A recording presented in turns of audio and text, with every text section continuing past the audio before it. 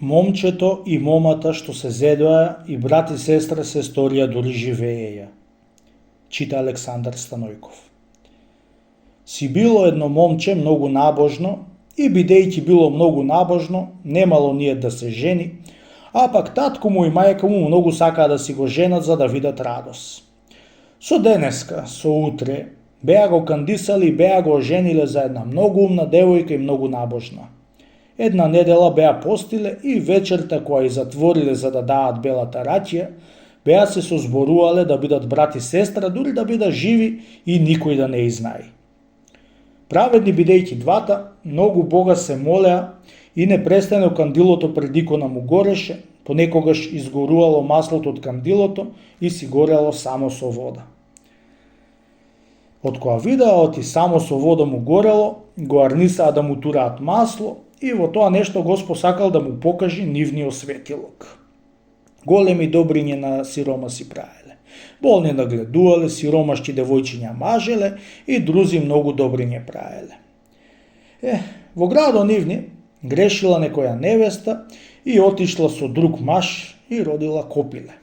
Да ја осудиле, да ја качат на магаре со опашката враца и да ја шетаа низ градот за да видат сите жени и да се бојат од безчестните работи. Сите излегле на порта да ја видат невестата, излегла и набожната девојка што ја гареше кандилото со вода. Сите жени се подбивале шега со невестата што била качена на магаре. Не знам како грешила и девојката и таа се подбила шега велејќи: "Арно е направија, нека седи матро."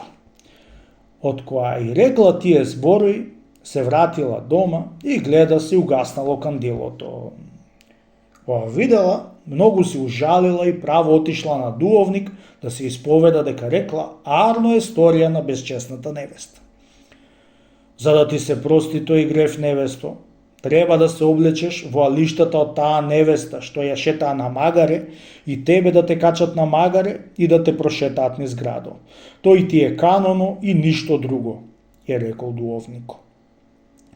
Слушајќи тие зборови, девојката отишла кај таа невеста што ја шетаа на магаре и ја моли многу да ја дај алиштата неизини. Му и дала и се променила, та само отишла на судо и се кажала за безчестна да ја качат на магаре. Слушајќи си судо тие зборови од девојката, ја качиле на магаре и ја прошетале низ градот за безчестна.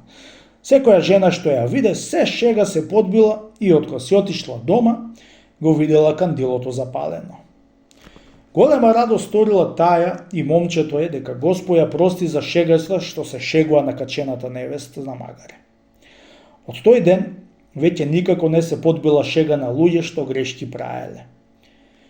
Господа ја прости, велеле, како и човек грешила. Кој не се родил, тој не грешил.